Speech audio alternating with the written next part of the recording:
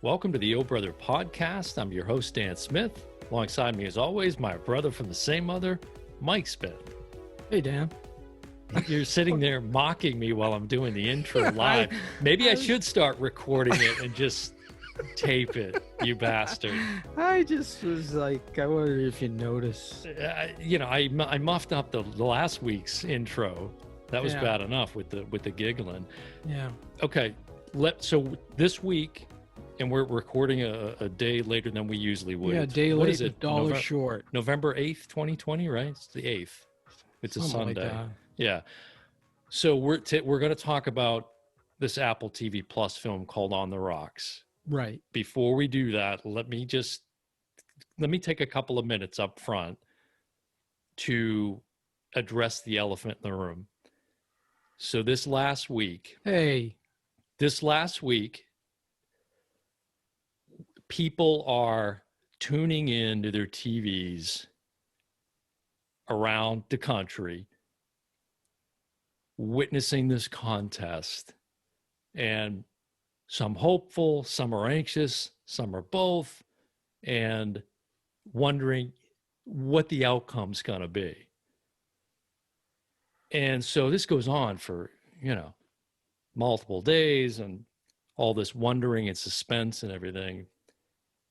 And then finally, a decision.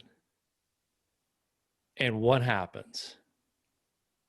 Claire decides she's in love with Dale and she's leaving The Bachelorette. Now, Okay. I don't know about you, but I need help processing this because I've been struggling with it since it was announced. So now we have a new Bachelorette and my world's in turmoil. So I can't help you out there. You're not caught up on the...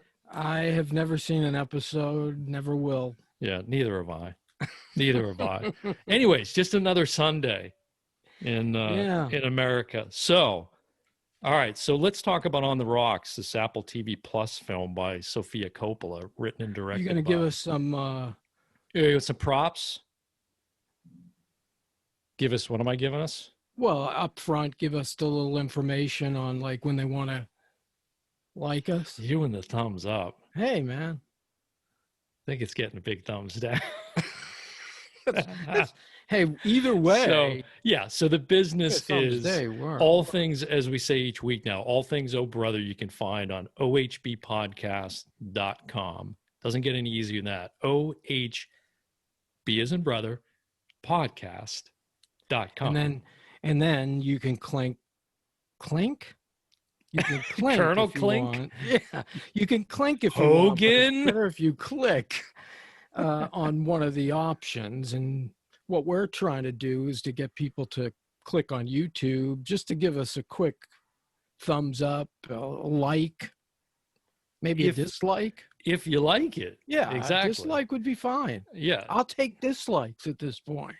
As long as somebody's watching it. He's desperate, folks. He's desperate. But, a lot of work goes into it, especially on your end. You do all the editing and primarily on my end. That's the work. This is easy. Exactly. Anybody looking for a volunteer internship, I can hook you up. Yeah, reach out. Got one. Give us a call at 407-476-8781. That's our listener line. Phone has not immediately. I think I'm the only one that's called that line. But but everything is on our website. All the links, regardless of where you listen to your podcasts, there's access to. You can listen to them right from the website. You can listen to them on Pandora, Amazon, iTunes, like Spotify, whatever. What's the newest? Amazon? Amazon, yeah. Yeah. Yeah, we're on there too. So, and then access to all the YouTube content as well. And the blog, which has been like fast and furious lately. We've had like blog after blog coming out. I got another one that's going to be, by the time this airs, that should be out as well. Yeah. And that'll just support what you were just talking about. And also subscribing to YouTube. Yeah, true. Also, a happy Veterans Day.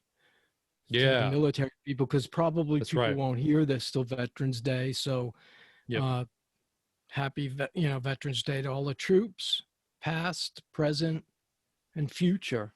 It's that service that allows us to do this kind of chucklehead stuff that we do. Absolutely. All right. So I've watched this film twice. Really? Yeah, I watched it twice. I just finished watching it a little while ago, Okay. and not as intently, but I have watched it twice. So this is a comedy drama starring Bill Murray, Rashida Jones, and Marlon Wayans. I would say are the three main stars, and it's about Rashida Jones and Marlon Wayans characters are like a newly married couple. They've got a couple of kids. She's an author. She's a writer, but she's kind of struggling through some writer's block. And he's an entrepreneur, sort of like working with a tech startup, and he's really busy with that. And it sort of follows their relationship when at the onset of the movie, I don't know how deep we want to get into the details, but something occurs that triggers this whole. Yeah, we don't want to give away know. spoilers, but I wouldn't say they're newlyweds because they have two kids and one of them's in school. So I wouldn't say, Well, they're newly. It starts off that they're. It starts off. Literally starts off with them getting married. Yeah, it starts off that way. Actually, It starts off with a blank screen and Bill Murray's voice talking to his, I'd say, teenage daughter. Maybe, yeah.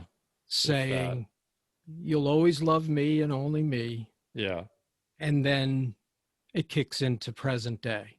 Right. And Bill Murray. Not present day, but their wedding day. And Bill Murray's character, Felix, plays this like semi-retired, wealthy art dealer. Yeah. So we have to at least set up what drives the story forward mostly, which is, again, we've established Rashida's character and what she's doing. She's really not at home. Well, she's at home because she's writing from their home. And she's taking care of the two kids while her husband is off trying to get this startup going. Right. He's traveling here, there, and everywhere. Right. So she's at home 24/7. Right. I think her office is basically kind of at home. Yeah. It's pretty nice place that they have. And absolutely. Because what is that? Somewhere in New York, Manhattan, whatever. Yes. Very nice place. So he comes home early in the film. This is within the first probably 20 minutes. He comes home from one of these business trips and he crawls into bed, having just like he's still in his suit and everything, crawls into bed and he starts kissing her and she says hi to him. And he's sort of, he's kind of out of it almost. And he sort of, raises up off of her and looks at her. He's like, oh, hi. And then he rolls over and just goes to sleep. And she kind of found that sort of odd. Yeah. He wasn't just kissing her. He starts making out with her. It wasn't like it wasn't that intense. Yeah, I thought it was. Yeah, I'm not sure how relevant that is. Like she was like, "Whoa, hey, what got into you?" Yeah, was coming home in the middle of the night type of thing. Yeah. So she then you see her on the phone talking to some girlfriends or whatever, and then she ends up talking to her father about this to get sort of a male perspective on, hey, this was kind of an odd thing that happened. What are your thoughts? Right. And of course, Bill Murray's character being who Bill Murray's character is, as we've said, this art dealer, well-to-do, whatever artist, he's philanderer for sure. And every girl that walks by, he is like constant flirting and his head is on a swivel. Right. So of course, he immediately is like, that doesn't sound right. Been there, done that kind of thing. Yep. And so we need to keep an eye on him, basically. Right. And that just continues throughout the film. Right. Is those two get together and it's almost like an adventure. Track him. Yeah. Kind of like an adventure. Yeah. Yeah. The one thing in the, I mentioned the opening, how it opens with the voice. And then, like I said, it's odd because it's a black screen, that's kind of a different technique. The movie starts and you don't see anything. It's just black. And then cut to them at their wedding table. And I thought right from there was some awkwardness. I don't know if you sensed that. Oh, there definitely was. Yeah, between Between the the two of two of them. them, they were just kind of like, it didn't seem like it was like a real romantic. Yeah, it's called realizing you just got married. Yeah. And, but instead of being joyous or whatever, they're kind of like, yeah. And it kind of sets up, it's almost a foreshadowing of, is there going to be problems? In the movie, it's On the Rocks is the name of the film. So I thought it foreshadowed that their marriage was on the rocks, and it probably started that way. That's the only thing I would fill it. But Yeah. that might be me projecting. I don't know. No, I think that makes sense. I mean, that's a pretty reasonable conclusion to draw based on, Yeah. Um, for me, it's a really nice film. It's nicely directed. I think Sofia Coppola did a really nice job. She has a And certain style. if you're not familiar with Sofia Coppola from Mhm. Godfather 3, you probably haven't listened to the podcast before, but Yeah, we've never mentioned that episode. yeah. We're constantly trying to hawk that episode on people. But there is but people who don't know her from that, which, I would say our nieces don't know her from Godfather 3. This is her directorial debut, which was excellent, The Virgin Suicides. And then another Bill Murray collaboration, Lost in Translation, which to me was fantastic because I was kind of in that situation. I went to work in Japan for a few months, and I could relate so much to that movie. She nailed that movie, I Now, did thought. you know the connection between Rashida Jones and Lost in Translation? Was she in it? No, but Was she a writer? no. I don't know. Sofia Coppola was shopping that script around Yes. at an acting class when Rashida Jones was in that acting class, and she ended up reading for that part that ultimately went Interesting. to Scarlett Scarlett Johansson. So Johansson. there was always this sort of connection indirectly between the two of them, which is probably why I imagine she looked to her when this film came about. Interesting. I didn't Yeah. know that. And Scarlett Johansson at the time wasn't, kind of like this sex symbol, like sort of she is today, ever since the Marvel movies. She was kind of, like the average, wore t-shirt and kind of floppy pants or whatever. But she had this kind of, really inviting thing about her. You could almost sense she was going to be a big star early on, just like Kirsten Dunst in the Virgin Suicides. You could kind of tell this girl's going to, I think, be pretty popular. And she uses, that's if you look at her history, she works with, like Kirsten Dunst was in. I didn't see the film Beguiled, but I know she was in that, which I think was her most recent film. Yes. 2017, 2018, something like that. She also did Madam, one of those madams. I'm just Antoinette or something. Yeah. Right. Marie Antoinette. Marie Antoinette. Yeah, and that was Kirsten. And of course, Bill Murray, Lost in Translation, and he's in On the Rocks. And right. I didn't see this Very Murray Christmas. Did you see that TV? I did. Spot. I didn't like it that much. Yeah, seemed kind of odd. Yeah. So, anyways, that connection there between the two of them. So it's a nice film. I don't know that I liked it or disliked it. I was, especially in rewatching it, I'm not sure the film knows exactly what it wants to be. Like, I felt like it's interesting because we had said, oh, it's a 90-minute film that's really digestible by today's standards. And this is a film to me that needed an extra 30 minutes to flesh out some of those storylines. I agree. Because I feel like the most significant parts of the film, they tried to wrap up in about 10 or 15 minutes. And I agree. It wasn't enough time. I liked it.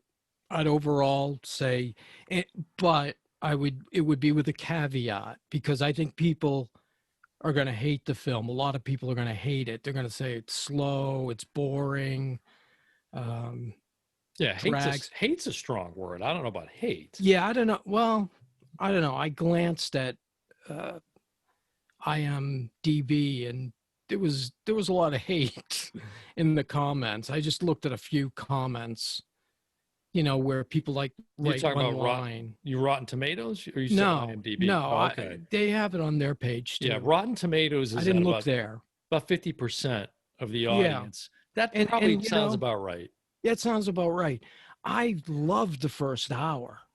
I thought the first hour was really good, and I was really into it. Yeah. And I thought, Bill Murray has got such good dramatic chops. So, it's funny because there was a point in Bill Murray's career where he stopped kind of being funny. It was kind of after Ghostbusters 2. And I think he was just bored. And comedy is way harder than drama. But for comedians, it seems to come easy. Steve Martin being another example, who, played the wild and crazy guy. And then his best stuff is his dramatic stuff. Mm-hmm. And I think Bill Murray falls into that ever since he made the turn. And I don't know, he's done Wes Anderson films, and he's on the edge there because Wes Anderson films are quirky. Here he's not quirky, he's playing it straight pretty much. But like, compared to the character he played in Lost in Translation, there was almost this romantic chemistry that never, was going to pan out because of the age of the two characters. But there was a bond there. But this is a different bond because this is his daughter. And he was so good with the kids, the two little daughters. They were cute. They were so cute. And he was so good with them. And it just seemed natural for him when he was playing with the kids. Like this is a dad that follows his daughter pretty closely and has a close relationship with his daughter, and, shows up on her birthday to take her out to dinner, doesn't forget these things, calls her from wherever he is gallivanting around the globe. And all of that works so well to me. But it's like you said, it got to a point, I'd say 70 minutes in, where it just started going down on, like, let's wrap this up. Mm-hmm. I think that's the word you used. Mm-hmm. And that's how I felt. I felt like, no, that didn't do it justice. It was so good. And then all of a sudden it was like, let's get to the ending. And there's some really nice moments throughout, especially in that last 15, 20 minutes, but it just overall doesn't satisfy. It leaves you sort of like, not enough. And again, that's without really saying anything to give it away. But. Right. Especially the way it starts, and the way, like, I just didn't really buy the ending. And I can really pinpoint, but I'm afraid that it'll give away too much. So I think I would buy it if they spent more time developing those relationships, quite frankly. I mean, even the relationship between the two of them, meaning Bill Murray and Rashida Jones, even though that's the crux of the movie, is their relationship, it's like, well, is that what it's about? Or is it really about her relationship with Marlon, her husband? Yeah. Is it, and like her career? I wanted to know more about that and delve into her writing a little bit. And, but to talk about some of the nice touches that to get to some positive things with Sofia Coppola's directing, this really nice shots. There's one in it made me laugh both times I watched it, was when Rashida Jones is in the apartment and she's a writer. So she's at her desk, she's getting ready to write, but then she just spends the next 5 minutes organizing the desk, printing some labels. I think we've all been there, but it was a good way to illustrate what she was going through, not being able to really come up with any creative Yeah. inspiration, to write. Yes. But it was so nicely done the way that Sofia Coppola directed that. I thought it was really neat. I thought so too. The teardrop, there's a scene with her and Bill Murray at the restaurant where a teardrop falls into her martini. Yes. Remember that was a really nice shot. Really nice. And I had to bring up the fact that Kelly Lynch, first of all, because we're big Kelly. Now, Kelly Lynch, she's 61 years old, which is not old. No. But Kelly Lynch could do the Drugstore Cowboy sequel tomorrow. Yeah, gorgeous. Oh my God, does she look good? Yeah. And I was so excited to see her. I was too. I was hoping she was going to be in it more. We've loved her so much. Of course, Roadhouse is right at the top of that list, but Drugstore Cowboy is a close second. Yeah. Yeah. If you haven't seen that Gus Van Sant film, do yourself a favor and see that. Yeah, Drugstore Cowboy with Matt Dillon. But that was just a nice little nothing part. But I was just so excited to see Kelly Lynch. Yeah, like, wow. She came into the screen. She was playing basically a waitress. It was a quick scene. And clearly someone that Bill Murray had a relationship with before. He said, Correct. "What? She's a client." He said, "Yes, yeah." And they were flirting right in front. They were flirting, right? Oh, it's my daughter. Oh, hi. Nice right. And that happens. That happened throughout. You know, the ballet teacher. They would go to a restaurant.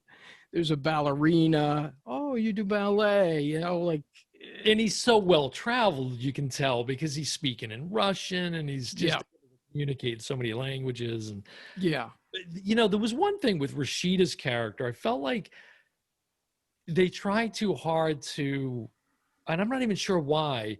Her father, obviously very affluent, doesn't mean your kids need to be or sort of follow suit there, but it's almost like Sofia Coppola went out of her way to dress her character down and make her seem kind of frumpy and very sort of, I don't want to say lower class, but just it seemed forced to me. That seemed a little contrived to you?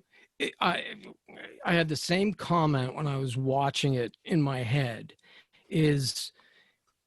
I think she was making her look like this housewife, like a tomboy almost too. Yeah, like short hair and not, like really dressed like me almost, And it's not a judgment about like embracing that or whatever. It just didn't fit the world that they were in. I don't know. And it didn't really work because Rashida Jones is so pretty. She really shines through like whoever did her wardrobe, I think totally missed it because, you don't take, there were moments. I mean, like when they went, there's a section in the movie where they go to Mexico and she has this beautiful yellow dress on. And I didn't like that. Oh, really? I thought that was I didn't really think nice. that fit. I didn't think it fit. I thought that did. Ironically, I was saying to myself, they finally dress her up and they did it wrong. Now, let me ask you this. What's the significance? Because there has to be. Sofia Coppola chooses this almost the same scene. It's in the very beginning of the movie and then maybe 3/4 into the movie where it's a shot of like legs down basically of her picking up like the kids' toys off the floor and putting them away. Yeah. I couldn't, even watching it again, I'm like, what is she trying to say with that shot? I thought it was just kind of the routine. It's metaphorical in some way. Yeah, and I thought it was just part of the routine of being the primary caregiver, having to pick up after the kids all the time. Her trying to pick up pieces of her life? I was trying to read into it a little bit. Yeah, I don't think I would go that deep. Well, what about the vacuum, the Roomba?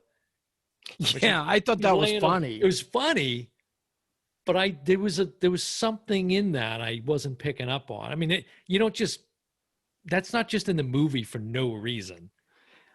Yeah, and I thought then the way it would bang into it came into her room and it would slam into the wall. Or I think she finally has a minute to herself to relax. Maybe that's what it was. And that's what it was. She can't. Here's another miss to me. I love Jenny Slate from the moment that she dropped an F-bomb on Saturday Night Live and got fired 10 Oh, minutes that's later. right. That's right. I forgot that. And she's really good in this, and she's Yeah. funny as she always is, but Too much of her. it just didn't. What was the point? In the Yeah. end, it was, I guess, maybe just it was a transition, a transition Well, piece they're from kind of scene to scene, opposites, and they're kind of opposites. But it didn't move the story forward in any way at all. I didn't think so. I didn't like those scenes either, where she was just rambling in her ear. Yeah. And I think it was the opposite of what she was doing. She's talking about all her problems, all her guy problems. And Rashida Jones is just like, Yeah, I got my own problems at home. yeah. And I think she was just being polite. And inside she's like, will you shut up? I'm dealing with stuff too. Two other scenes I liked, and then I'll throw it back to you, is one, I really thought although it was probably a little longer, this is where they might have been able to pick up some time and flesh out some of the other stuff we had a problem with, was her and Bill Murray in his old little, whatever car that was that he had. And they were driving around Manhattan. That was a car guy would know that. It was just well shot. I don't know if it was a Porsche of some kind, but it was really well shot. It was just a fun scene. I really enjoyed that. And also the scene between Bill Murray and Rashida Jones in Mexico in the hotel, where she sort of, gives him the what for about their relationship and how he treated his wife, his ex-wife, and all of that. It's a pretty pivotal scene.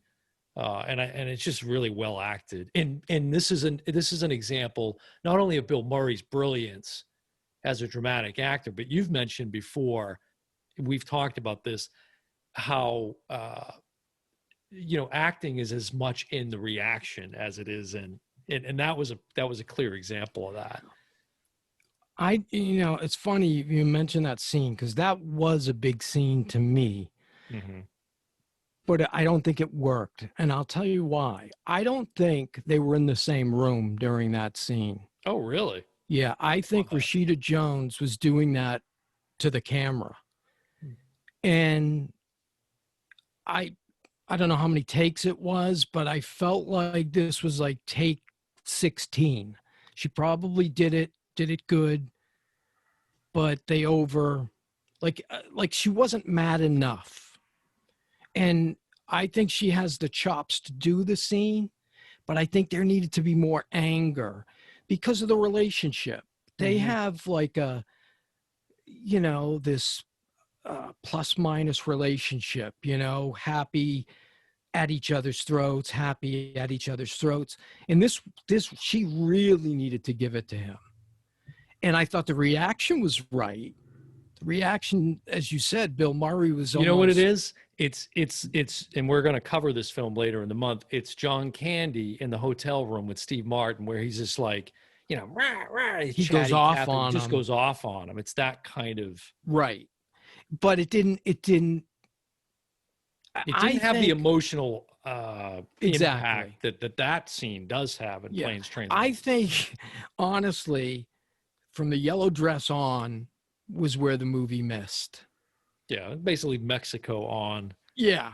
And I think if you rework that from that point and rework it, and I know this film got stopped because of COVID at one point, and I'm wondering if it's around that time and they kind of rushed the ending because they didn't know how much time they'd have, because COVID, look at today, it's worse than it was when it started right now. So they get to go back and start filming, and who knows how much time they're going to have. I don't know. That's a guess, and maybe a wrong one. But I think there's a good movie here, really good movie here, that turned out to be just okay. Yeah, I think I say that's a perfect way to sum it up. And here's another thing, just to put it out there, since this is a big part of our childhood, is the trauma of whistling with our old man. But it's another. So Rashida Jones' character and Bill Murray, there's this thing early on that there's callbacks to it a few times throughout the movie where he's whistling, she doesn't know how to whistle, and there's a scene later where they're in the car together that I mentioned and driving around Manhattan, sort of following her husband and trying to see what he's up to, and she's trying to do it. She's trying to whistle. Again, it's a story. They put like so much emphasis on it. Yeah. And it never got resolved, or I never understood what the whole purpose of it was. Well, to me, what was the purpose? Well, to me, the point was she could whistle at one point when she was a girl, but all of a sudden she said when he first started whistling, and she goes, "I can't whistle anymore." And then by the end of the story, she's whistling. I don't remember that. I thought it was right from the jump. She could never whistle. No, if you play it back and watch the scene, Okay. she says, "Yeah, I don't know why I can't whistle anymore." Okay. And I think that was kind of a metaphor. Another alternative title for this was when Rashida got her whistle back.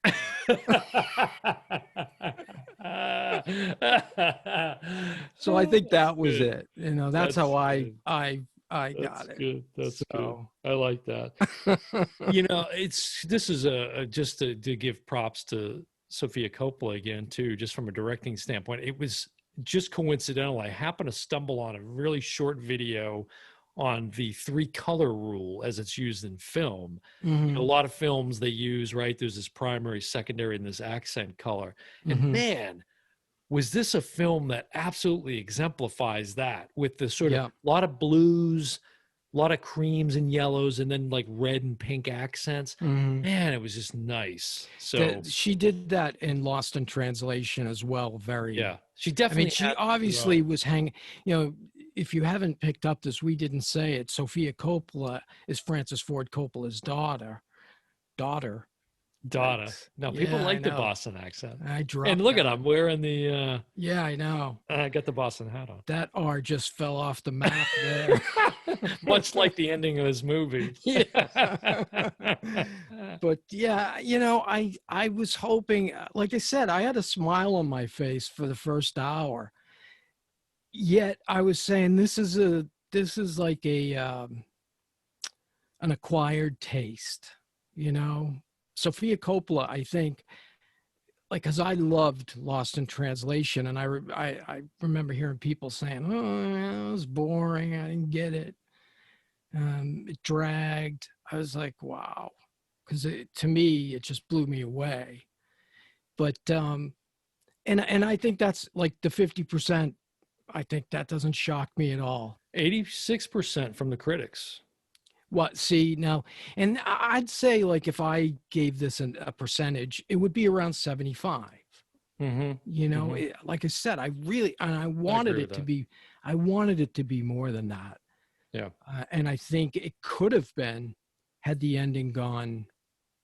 Like the beginning. Like you said, and I think you said it perfectly. It's a movie that we wanted and could have been great, but it ended up being kind of just okay. Yeah. And but overall, I mean, I liked it. It's a nice film. Yeah. I would recommend it. And make sure you check out our Why You Should Love the Godfather Part 3 episode that we did for more Sofia Coppola. But right. Yeah, she definitely has a nice style, and this was very much in keeping with it. I thought. Yes. She started in music videos. It's a nice jazz soundtrack too to this. Yeah. I thought. Really nice music.